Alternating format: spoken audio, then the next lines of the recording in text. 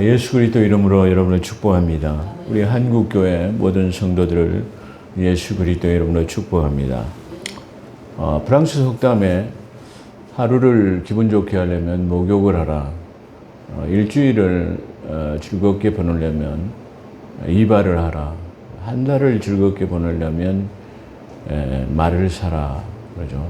좋은 차를 사도 한 달, 두 달 정도는 기분이 좋습니다. 근데 한두 달 지나면 또 마찬가지인 것처럼 한 달을 지내려면 즐겁게 지내고 행복하려면 말을 사라. 그런 말이 있죠. 그 다음에 1년을 즐겁게 보내려거든 결혼을 하라. 그런 말이 있습니다.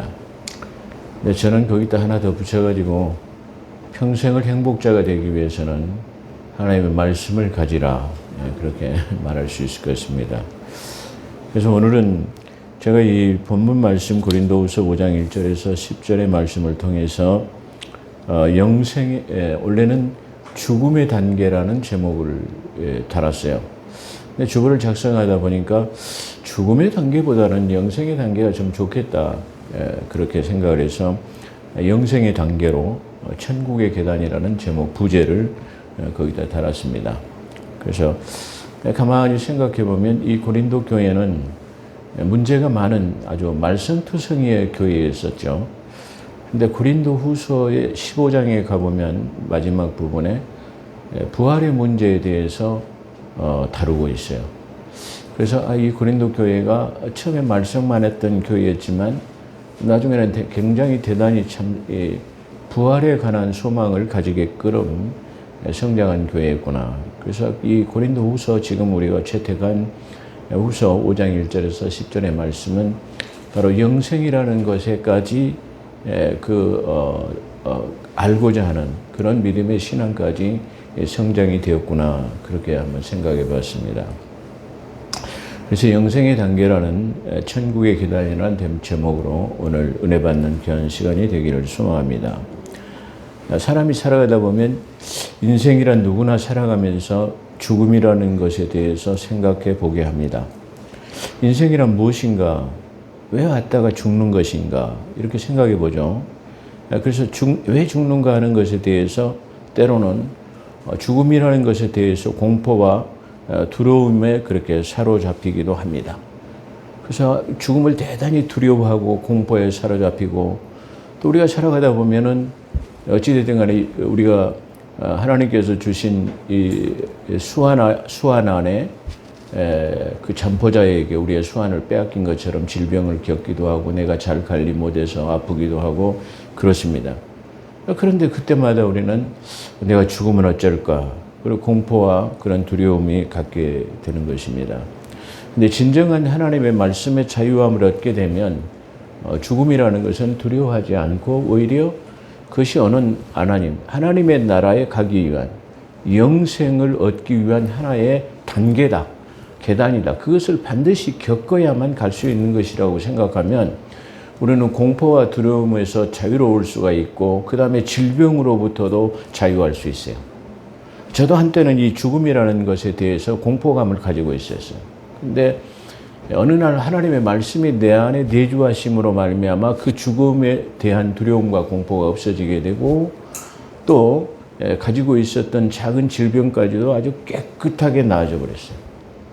제가 성령 체험을 하게 된 것은 성령 체험을 했는데 가시적으로 성령이라고 하는 것은 가시적이 아닌 내주하시는 성령의 역사로 보이게끔 나타나지 않을 수도 있습니다. 근데 저같이 믿음이 부족한 사람들에게는 가시적으로 나타날 수 있게 하는 방법으로 나타나셨는데요. 특히 어떤 것이었냐면은 제 손에 그 사마귀 같은 묘하게 이 엄지손 이 가운데 쪽에가 두 개가 똑같이 나 있었어요. 근데 내주하심의 성령의 역사로 인해서 충만하게 그 성령을 받고 나니까 그 손에 있던 그 사마귀라고 하죠. 그것이 까맣게 타가지고 콩처럼 뻥 빠져버리는 그런 역사까지도 체험했습니다. 그리고 내주하심을 역사하신 다음에 죽음에 대한 두려움과 공포도 없어질 뿐만 아니라 질병도 떠나가게 되는 역사를 체험하게 됐습니다. 그래서 우리는 사람이 왜 죽는가라고 하는 공포와 두려움이 그리고 구원받은 믿음의 사람들, 믿음의 자녀들에게는 전혀 두려움이나 공포를 떨쳐버릴 수 있을 것이다. 그렇게 생각을 할 수 있습니다. 그런 것처럼 우리는 지금 믿음의 자녀들이 질병이나 또는 여러 가지 그런 죽음에 대한 공포가 오늘 이 하나님의 말씀을 들음으로써 완전히 자유하게 되고 치유하는 그 두려움과 공포가 감사로 변하는 그런 복된 시간이 되어졌으면 좋겠습니다. 그 어떤 방법이냐 그러면 그것은 하나님의 말씀으로 영존하시는 말씀으로 가능합니다. 영존하신다라는 말은 천지가 없어지거니와 하나님의 말씀은 1.1획도 변함이 없다라고 그걸 영존하시다라고 표현할 수 있습니다. 우리가 무엇으로 자유함을 얻을 수 있느냐 그러면 요한복음 8장 31절에도 진리를 알지니 진리가 너희를 자유케 하리라 라고 말합니다. 우리 집사님 기도하신 것처럼 우리 믿음의 자녀들이 진리를 할 때에 자유함을 누릴 수 있어요. 그 진리를 알 때 우리가 두려움과 공포에서 벗어날 수 있게 돼요. 죽음이라는 것, 질병이라는 것, 그것을 오히려 감사하게 받아들일 수 있는 그것은 바로 영존하시는 하나님의 말씀으로 자유로워질 수 있다. 그렇게 말씀을 드릴 수 있을 것입니다. 그렇다 한다면 그 이유는 다음과 같습니다. 첫째로 우리가 사람이 왜 죽는가라는 걸 생각하고 사람이 어떻게 이게 만들어졌는가를 우리가 생각해 봐야 됩니다. 우리의 인간의 수완은 어떻게 정해졌는가도 한번 생각해 봐야 됩니다. 그러죠? 그러니까 창세기 6장 4절에서는 너희의 날들이 120년이 되리라. 여기서 너희라고 하는 그 숫자는 하나님의 이게 사람에 대한 수완이 아니다라는 것을 우리가 알 수 있어요. 왜 그러냐면 세상의 사람들의 죄가 간영함으로 세상을 심판할 때 그 노아의 동시대에 그들이라고 하는 120년이 되리라고 하는 그들이라고 하는 사람들을 심판하시기로 작정했기 때문에 그 시대를 살았던 동시대를 살았던 노아는 그때 당시 약 600세 노아의 방주를 예비할 때 600세 되었다라고 성경은 증거하고 있습니다.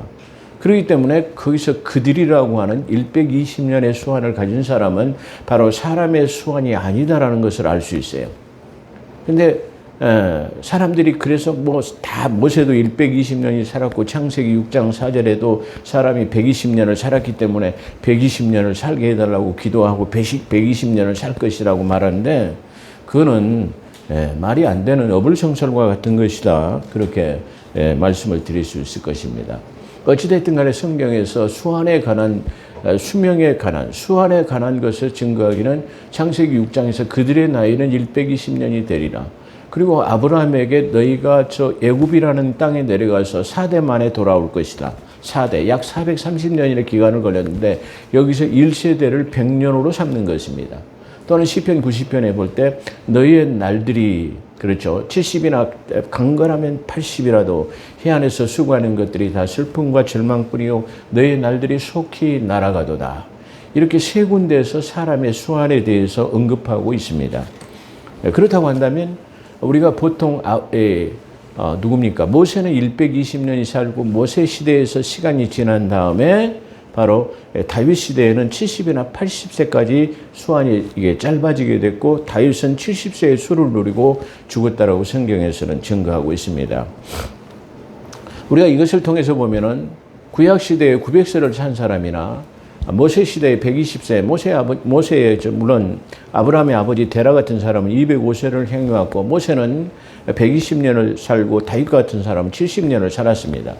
근데 이 70이나 80이나 아니면 120년이나 600세를 살았건 900세를 살았건 하나님의 경점 안에서는 아무 무가치한 의미가 별로 없다. 그런 생각을 우리가 먼저 생각해 봐요. 저는 죽음이라는 두려움을 공포가 왔을 때 뭘 주로 제 머리에 떠올렸냐면은 위대한 인물들을 생각해 봤습니다. 저 세계를 제패했던 알렉산더 같은 사람들, 저 세계를 제패했던 나폴레옹 같은 사람들, 그러죠. 그 다음에 세계를 제패했던 중국의 진시황 같은 사람들, 그리고 우리나라에서 위대한 이승만 대통령, 박정희 대통령도 죽었는데 나 같은 사람도 죽는다 하더라도 억울할 것이 없겠다. 그런 생각을 가진 적도 있었습니다. 어찌됐든 간에 이와 같이 이 하나님의 그 긴 경륜. 다시 말해 베드로후서 3장 8절에 보면 천년이 하루 같고 하루가 천년 같은 이 사실을 기억하라. 우리가 사는 천년의 경점이 하나님의 경점에서는 하나님의 그 경륜 안에서는 하루밖에 되지 않아요. 그렇기 때문에 사람이 1000년을 산다거나 120년을 산다거나 아니면 70이나 80년을 산다든가 이것은 아무 의미가 없다는 것을 우리가 먼저 생각해 보면 좋을 것 같습니다. 그래서 첫 번째로는 사람이 그러면 어떻게 구성되었는가를 데살로니가전서 5장 23절에 보면 인간은 영과 혼과 몸으로 3분설이라고도 하죠. 이렇게 이 세 요소로 구성되었다라고 그렇게 말합니다. 그렇다고 한다면 이 영과 혼과 몸은 어떤 것인가를 어떤 것으로 비유적으로 설명할 수 있을 것인가. 제가 그걸 곰곰하게 생각했는데 이것을 마치 언젠가도 한번 제가 우리 교회 성도들에게는 말씀드린 적이 있습니다만은 이것은 마치 축구공에도 비유할 수 있을 것이다. 그렇게 말씀드릴 수 있어요. 우리가 요즘에는 축구공을 보면 축구공도 아주 화려하게 아주 모양이 잘 장식되어 있는 그런 축구공을 볼 수 있죠. 그런 것처럼 이 축구공은 거죽은 아름답게 잘 우리가 살아나가는 인간의 겉모습과도 잘 흡사해요. 근데 그 축구공 안에는 고무 튜브라고 하는 고무가 그것을 잘 감싸고 있어요. 그 고무 튜브가 감싸고 있죠. 그 안에는 공기라고 하는 르하우라는 생명이 될 수 있도록 공기가 그 속에 들어있다는 것입니다. 그렇다면 이 공의 생명력은 그 안에 공기가 있었을 때 공이 탁탁탁 제 기능을 하고 튀어 움직이는 거예요. 근데 그 안에 있는 그 고무 튜브 안에 있는 공기가 싹 빠져버리면 쭈글쭈글 해가지고 튈 수가 없게끔 딱 이게 쪼그라드는 모습을 우리가 볼 수 있습니다. 그런 것처럼 바로 이 거죽은 우리 인간의 육적인 모습, 몸, 육이라고 하는 몸을 말할 수 있어요. 그렇다고 하면 이 거죽을 감싸고 있는 안에 진짜의 나의 축구공을 이룰 수 있는 요소의 본질은 그 안에 있는 고무 튜브라고 하는 것이 감싸고 있어요. 그것이 자아라고 하는 내 본질, 그것이 내 본 모습이에요. 그걸 갖다가 혼이라고 말해요. 그래서 겉모습은 육이요 몸이라고 말할 수 있고 안에 고무 튜브는 혼적인 것, 내 자아, 본질, 내 모습이다라고 말할 수 있어요. 그 안에 있는 공기가 마치 생기라고 말할 수 있는 것 같이 그 생기가 빠져버리면 쪼그라드는 모습이다. 그렇게 말할 수 있어요. 그래서 이 데살로니가 전서 5장 23절에 딱 성경에서 한 구절 남아있는데도 영과 혼과 몸으로 구조되어 있다고 말해요. 그런데 고린도전서 15장 45절을 보면 진흙으로 빚어진 첫 번째 사람 아담은 생명이 되었다라고 증거하고 있는데 이는 하나님의 형상만 닮은 공작물과 같은 조형물에 하나님의 생긴 호흡, 다시 말해 성경에 언어로 르하으로 되어 있죠. 그 생기 호흡을 코에 불어넣으시니 사람이 움직이는 살아있는 생명이 되었다고 창세기 2장 7절에서 증거하고 있습니다.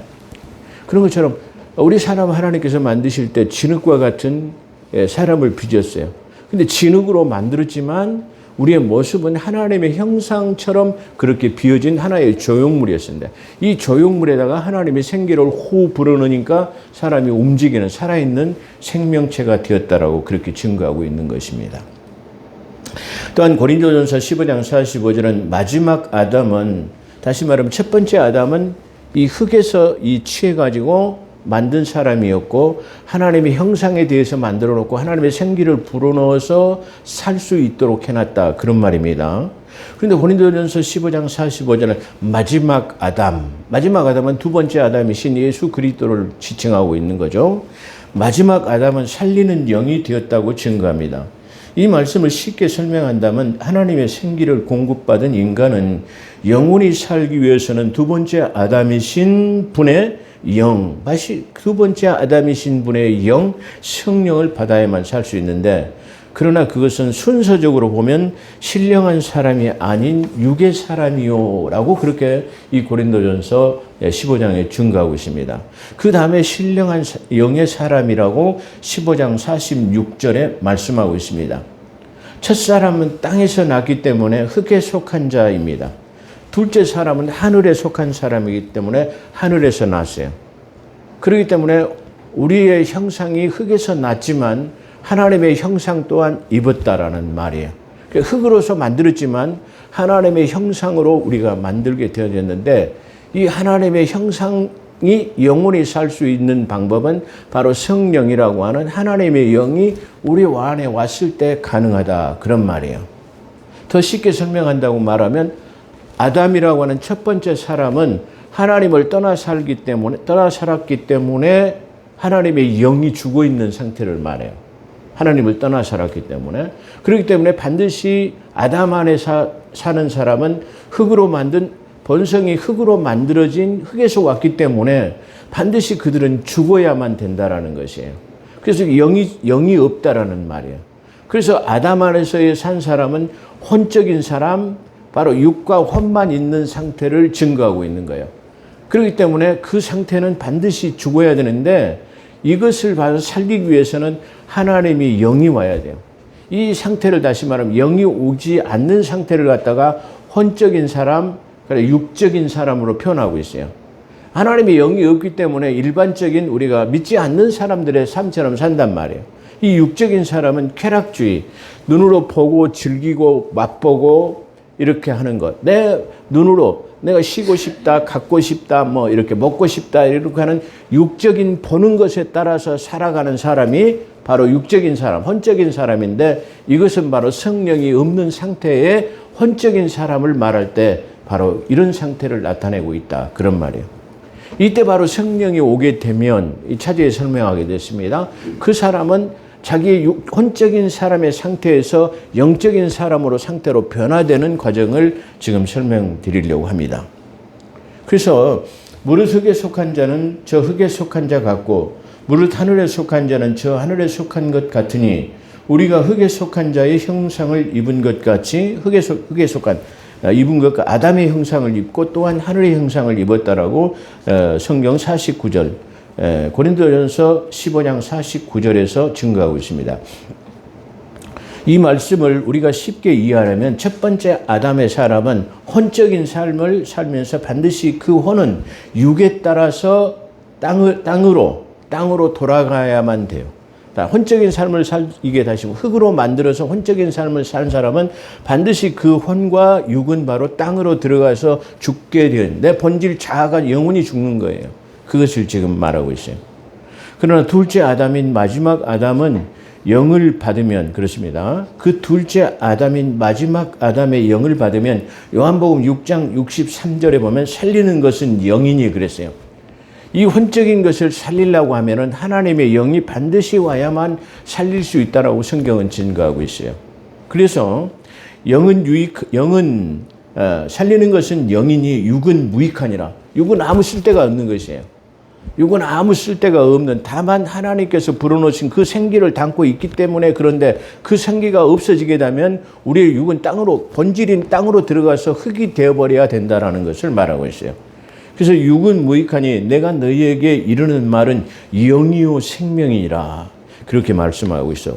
또 로마서 8장 2절에 보면 그리스도 예수 안에 있는 생명의 성령의 법이 죄와 사망의 법에서 너희를 해방하였느니라 그래서 생명의 성령의 법, 영이 와야만 생명의 성령의 법칙에 의해서 죄와 사망에서 너희를 자유케 하고 영원히 살 수 있도록 갖다가 너희를 다시 변화시킬 수 있다는 것을 지금 설명하고 있다. 그런 말이에요.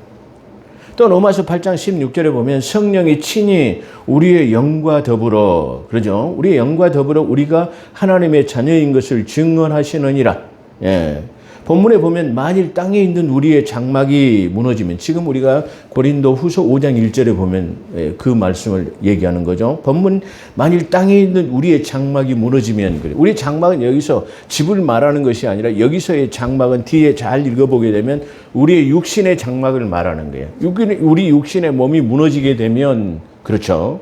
그 육신의 장막이 무너지면 반드시 땅으로 돌아가게 되고 바로 우리의 영이 이 혼을 데리고 영적인 나라, 하나님의 나라로 가게 되면 그렇죠. 우리가 영원히 살 수 있게 된다라는 것을 말해요. 그래서 손으로 짓지 아니한 하나님이 짓지 않은 영의 세계의 영원한 생명이 그곳에 있다라는 거예요. 그러니까 다시 말해 이 육의 사람의 첫 번째 아담은 하나님께서 손으로 진흙으로 빚어졌어요. 그렇지만 두 번째 아담이신 성령의 사람은 손으로 짓지 아니한 하나님께서 만드신 그 영적인 법 중에 영을 통해 가지고 영원히 살 수 있다라고 지금 말하고 있어요. 그래서 만일 땅에 있는 우리의 장막집이 무너지면 하나님께서 지으신 집 곧 손으로 지은 것이 아닌 하늘에 있는 영원한 집이 우리에게 있는 줄 아니라. 할렐루야. 우리가 담대하게 원하는 바는 차라리 몸을 떠나 주와 함께 있는 것이라. 사도 바울이 우리가 내가 내 몸을 떠나 담대하게 주님과 같이 있는 것이다. 사도 바울은 이 문제를 아주 정확하게 이해한 사람이에요. 왜 그러냐면 사도 바울은 우리가 이 생뿐이면 너희가 가장 이 세상에서 어떤 사람보다도 가장 불쌍한 사람이다. 우리가 저 영원한 영생이라고 하는 생명이 우리 안에 없다고 한다면 너희는 이 생에서 이 생뿐이라고 하면 너는 이 세상에서 가장 네가 불쌍한 사람이다. 그렇게 표현하면서 사도 바울은 내가 속히 이 육신 장막을 벗어버리고 하나님과 있기를 원하는데 또한 내가 그렇게 육신의 몸을 벗어서 하나님께로 가버리면 나는 좋다. 그러나 내 앞에 상급이 없기 때문에 내가 상급을 많이 얻기 위해서는 많은 교회를 세워야 하고 또 많은 성도들을 갖다가 복음으로 전도해서 상급이 많아지기를 원하노라. 그래서 사도 바울은 내가 이 상급을 받는 일도 포기할 수 없고 그래서 저 하늘에 하나님과 같이 있는 것도 포기할 수 없어 내가 이 사이에 끼어서 고민하노라 라고 사도 바울이 말하는 것이에요. 얼마나 위대한 말인 줄 몰라요. 그러잖아요. 그러니까 사도 바울은 너무나 우리 육신 장막을 벗어버리게 되면 저 영원한 손으로 짓지 않으면 영생이라는 것이 이게 반길 수 있다 이 말이에요. 그렇기 때문에 육신적으로 생각해보면 야 빨리 그냥 장막을 벗어버리고 오히려 빨리 죽어버리고 육신 장막을 벗어버리고 저 하나님의 나라에 가 있으면 얼마나 좋겠느냐 그거예요. 그러나 내가 그렇게 되면 이 나라 이 땅에서 있으면서의 상급이 없단 말이야. 전도하고 교회를 세우지 아니하면 내가 상급이 없기 때문에 전도하고 교회를 세워서 상급을 많이 받아야 된단 말이에요. 그렇기 때문에 이 영생이라고 하는 것과 이 땅에 있는 고난과 또 이 땅에서 얻을 수 있는 상급을 내가 이게 얻어야 되는데 그 사이에 내가 끼어서 이러지도 못하고 저러지도 저 영생을 포기할 수도 없고 상급을 포기할 수도 없는 그런 상태를 사도 바울이 고백하고 있다는 것을 우리가 너무나 잘 알고 있습니다. 그렇죠? 그래서 사도 바울은 그렇게 지금 말하고 있어요. 우리가 담대히 원하는 바는 차라리 몸을 떠나 주와 함께 있는 것이라. 몸을 떠나서.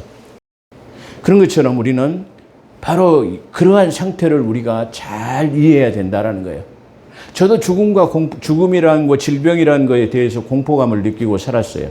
그러나 하나님의 말씀으로 자유함을 얻게 된다면 오히려 내가 이 육신 장막을 벗으면 저 하나님과 영원한 곳에서 살 수 있다고 하는 영생이 보장되어 있다는 사실을 알게 되니까 뭐요?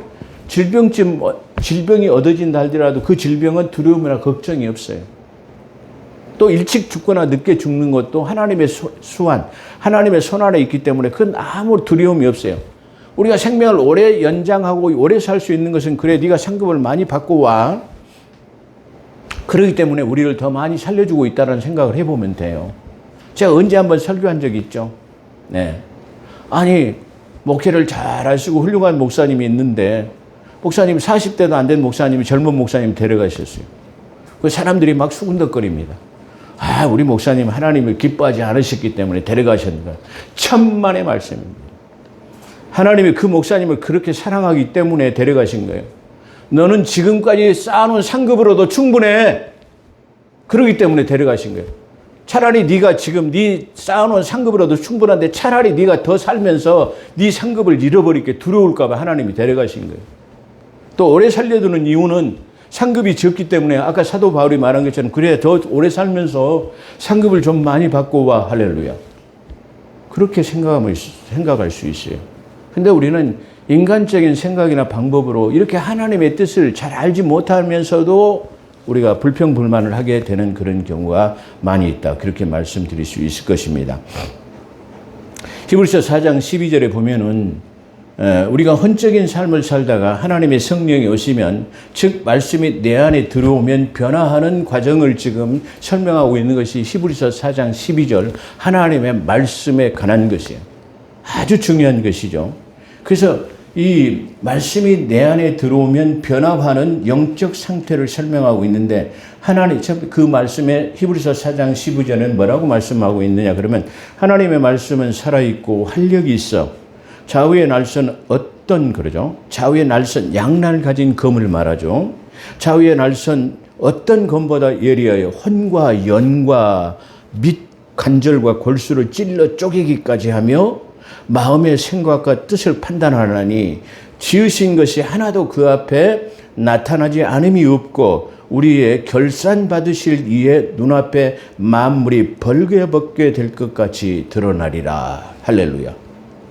우리는 반드시 하나님 앞에 결산해야 하는 날이 있어요. 그래 네가 네 소한대로 살면서 네가 무엇을 해갖고 왔느냐? 너는 무엇을 준비했느냐? 어떻게 살았느냐? 나는 내 아들 예수 그리스도를 너를 위해서 내어줬건만 너를 위해서 피를 흘려 죽으셨건만 너는 나를 위해서 뭘 했느냐고 하는 결산의 날이 반드시 있게 될 거다. 제가 이 앞전에 말씀드린 것처럼 좀 미스가 났더라고요. 고린도전서 3장 11절인데 이 앞전 설교에 고린도후서 3장 11절이라고 잘못했습니다. 이 시간을 비로소 정정합니다. 고린도전서 3장 11절에는 그리스도의 심판석이라고 하는 그 심판석이 베풀어지는데 거기에서 우리는 변명해야 할 것 그리고 잘한 것에 대한 상급을 받게 될 것입니다. 이 상급은 5개의 상급으로 나타나고 있는데 차제에 그것을 설명드리도록 하겠습니다. 이것은 이 말씀은 육의 사람의 모습을 말하는 것이요. 나 자신의 본성, 혼적인 사람을 말해요.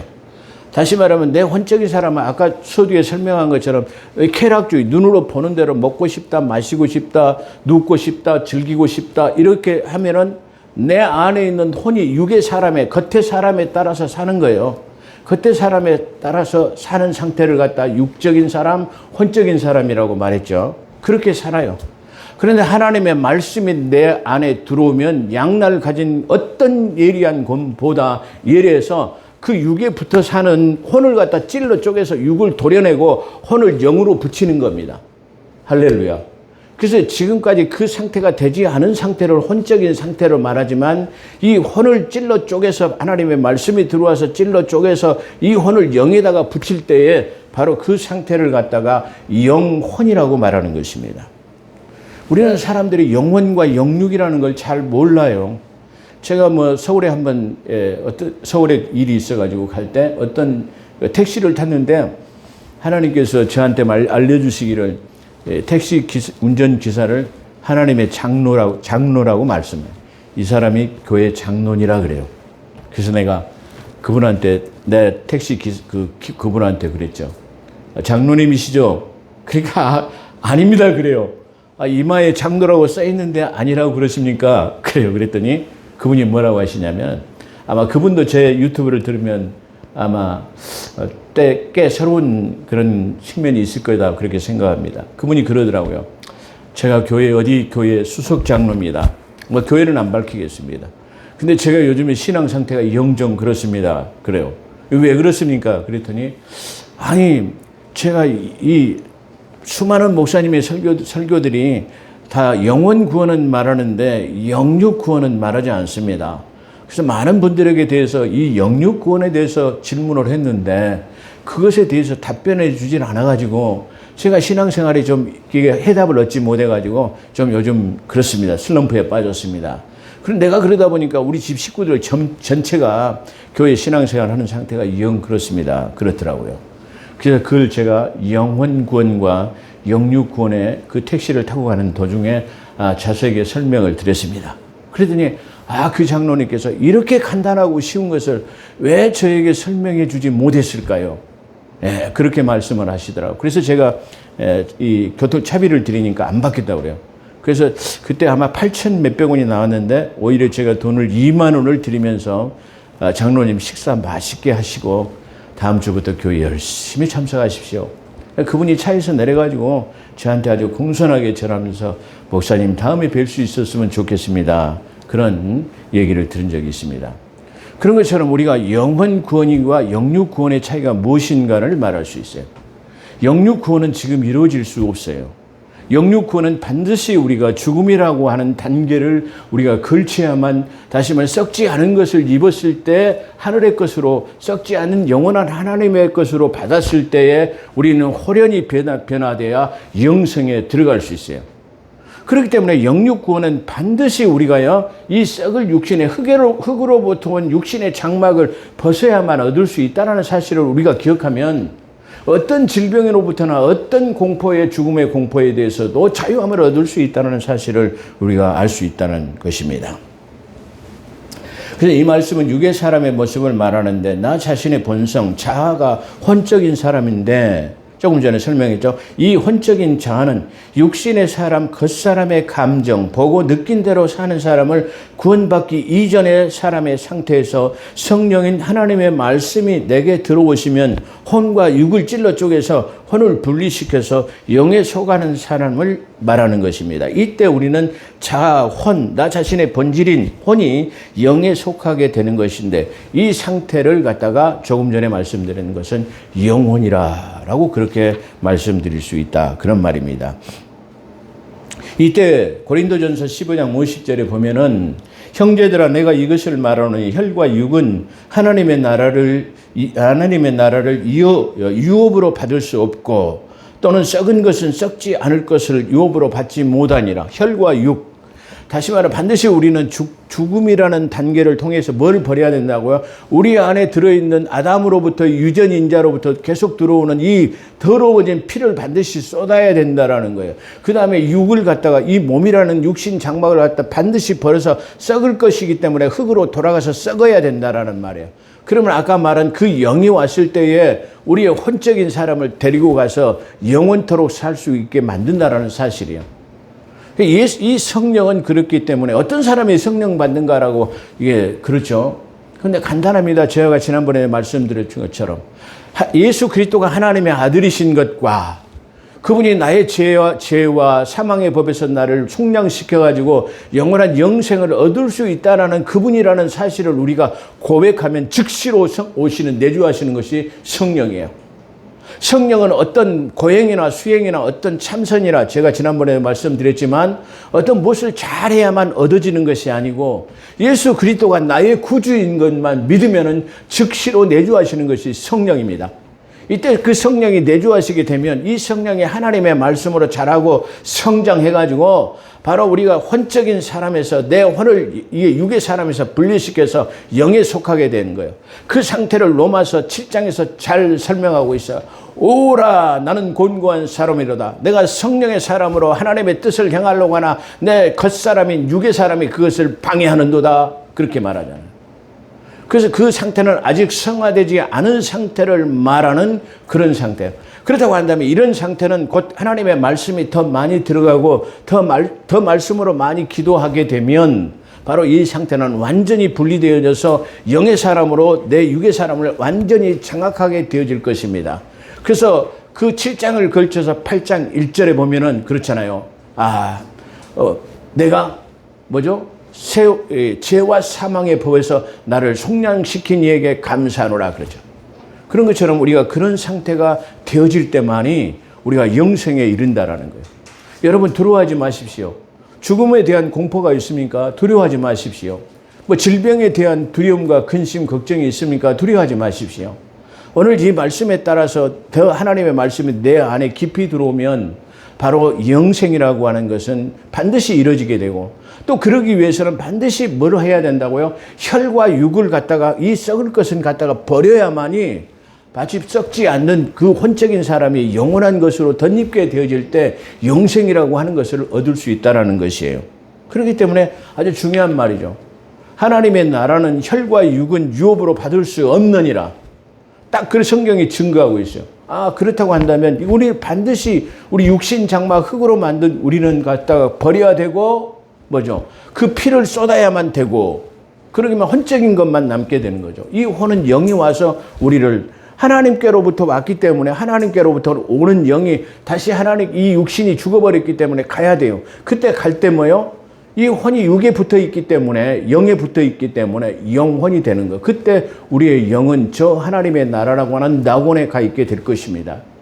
낙원에 가 있던 그 영은 잠자는 자들이 먼저 일어나고, 우리는 죽음이라는 표현이 없어요. 성경엔 잠자고 있다라고 말해요. 먼저 잠자는 자들이 일어나고, 그 말은 바로 지금 저 낙원에 있던 우리의 다 혼적인 사람이 영에 따라서 하늘 낙원에 가 있다가 우리 주 예수 그리스도께서 공중 재림하실 때 잠자는 자들이 먼저 일어나서 공중에서 성도들과 만나게 되리라, 그렇게 표현하고 있잖아요.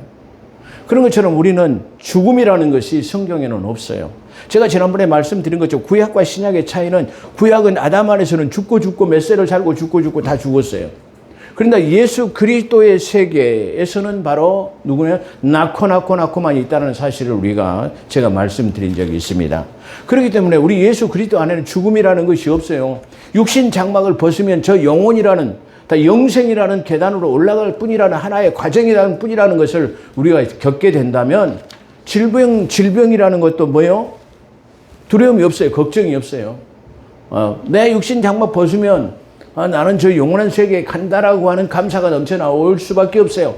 그 감사가 넘쳐나오게 되면 육신의 질병도 떠나게 될 줄로 믿습니다. 또 죽음에 대한 공포와 두려움도 없게 되어질 줄로 믿습니다. 그래서 결론은, 하나님의 나라를 유업으로 받기 위해서는 혈과 육이라고 하는 육신 장막을 벗고 사망이라는 계단을 밟아야만의 영생에 이를 수 있다는 가정일 뿐이라는 것을 우리에게 알게 하는 것입니다. 그래서 한 번쯤은 우리가 영과 혼과 육에 대해서 우리가 어떠한 것이고, 이런 우리가 자유함을 누릴 수 있는 것. 아까 우리가 소두에 말씀드리고 우리 집사님 기도하신 것처럼 요한복음 8장 31절에 보면 진리를 알지니 진리가 너를 자유케 하리라.